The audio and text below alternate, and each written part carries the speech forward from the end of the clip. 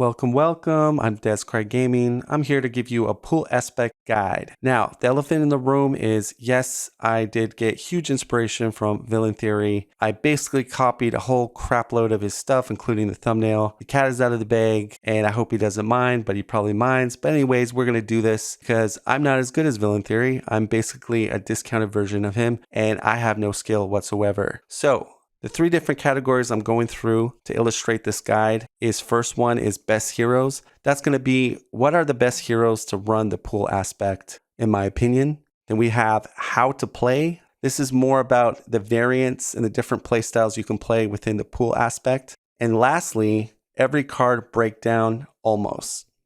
Going to the first question of the day, is the pool aspect high risk, high reward?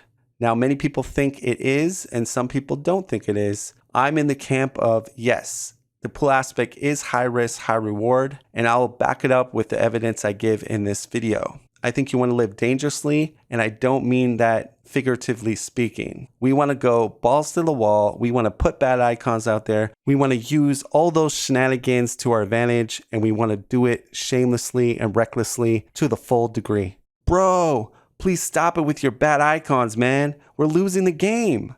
You might get that a lot playing in a player counted game with other players when you play the pool aspect. But here's the thing. For the average Marvel Champion player, the bad icons are really bad. And when I mean bad, they're extremely bad. You really need to understand the game state and ways that you can counter some of these bad icons, such as with stun, confuse, being in hero, chump blocking, using other things to your advantage to get the most out of not suffering so badly to these bad icons. We'll get more into that, but that is a big disadvantage for most players, and especially for the casual Marvel Champion player. Another thing that is pretty bad in the pool aspect is the Shadow of the Past Crisis of Infinite Deadpools. Now, you got this annoying Dreadpool guy with the 2/2 stat line that always kind of comes back as a face down encounter card unless you wait for the encounter card of the ray gun to come out and then pay the cost and then you get it attached. The benefit is you get a +1 attack and you're able to nullify text on minions. So that could be really good in certain scenarios like Red Skull with the Hydra Soldier, and more importantly to kill the Dreadpool minion. Now there's some other bad treacheries and attachments and it is pretty nasty. So be careful. Here are some of my 3 big points of why there are some advantages of playing pool. Huge tempo plays that can turn the battle. So when I say this, we're talking about the bomb could clear all the minions, do a whole bunch of damage to the villain. Pool inspection that can totally just clear all the nasty side schemes and reduce threat on the main. Very, very good 2 event cards. Yes, they cost a lot, but you are running the triples, which I'm going to go into in a second. But I would say there's supports and upgrades that can really change the battle in a huge way in the pool aspect that no other aspect comes close. So I think this is a huge advantage in the pool aspect. So then we got triple resources. Now, only a few of the cool heroes in the game have triple resources, and now you could be one of them. But more importantly, it helps you get big supports out quicker, like Helicarrier and your player identity upgrades. But it helps you with strategies like Mulligan, playing big cards like the bomb and pool inspection, and getting a high tempo start out of the gate. Lastly, we have cheat and embrace chaos. Now, what I mean is bad icons, no problem. Use stun, confuse, tough. Hero abilities like Shadowcat's ignore crisis or her phase ability to avoid damage, chump blockers, and cancels to negate, such as Doctor Strange, OG Spider-Man, and many, many more. So these are the little tricks and tools that we have in Marvel Champions so we can kind of slow down the villain from taking advantage of all these bad icons. How should I play? Now, this is a big point in Villain Theory's guide, and I thought I should steal it.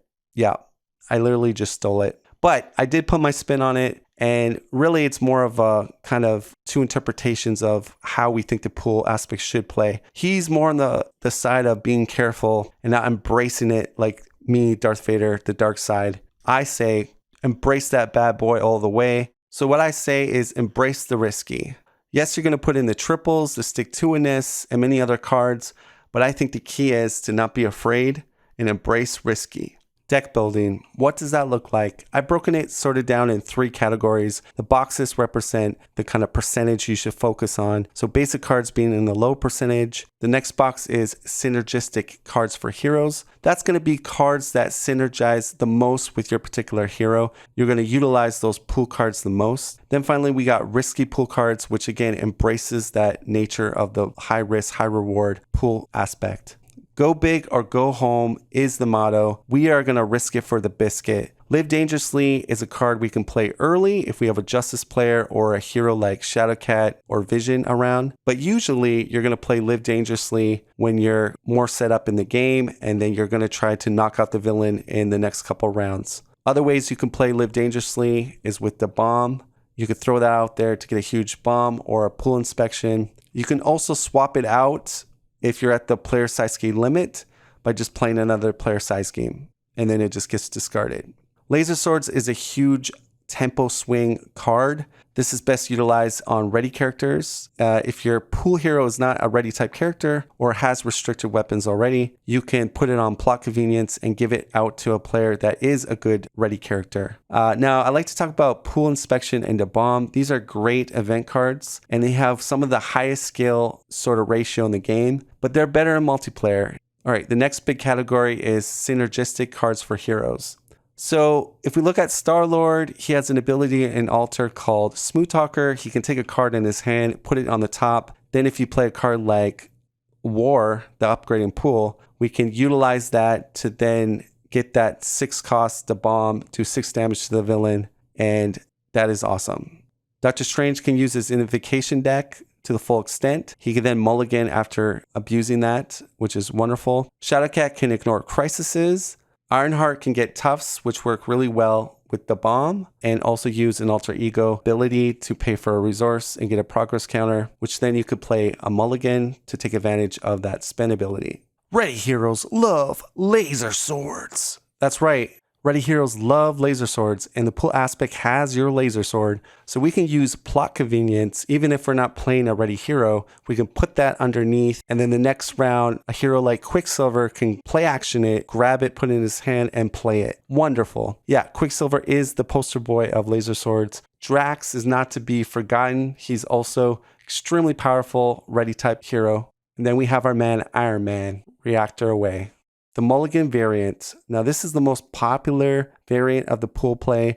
The main thing is the Mulligan. Now, key thing to understand Mulligan is by paying costs such as action costs or cheating things in through an exhaust or action does not affect Mulligan. It's only when you play a card. So keep that in mind. So let's take a look at all these cool things that can interact with Mulligan. You got plot convenience that can be used on action, and you could slide a card underneath there. That's an aspect. And then you can mulligan, and now you're netting 1+ card for the future. Deadpool Core Ship can be action used. Exhaust Deadpool Core Ship and deal yourself 1 face down a counter card. Put a pool ally into play. So you're cheating in maybe a high value pool ally such as Negasonic Teenage Warhead, and you can then mulligan to gain advantage of tempo play there. Tic-Tac-Toe and Blackout are also awesome to use on hero. You can take threat out, you can confuse, you can heal up signature type allies or yourself and then do a bunch of damage. Just to note, Tic-Tac-Toe can only do 6 damage at the most, because once you get a line on it, you have to proc it. Captain America is awesome because he can do this all day. So you do it all day and then you mulligan to net yourself some card advantage or tempo. Riri Williams can spend a genius resource to place a progress counter and then mulligan. Crimson Bands of Sidorak or the Invocation deck can be utilized by Doctor Strange and then mulligan. I think Doctor Strange is by far maybe the best mulligan type of hero, because you could just do so much with the Invocation deck and it's so powerful, and then you can mulligan.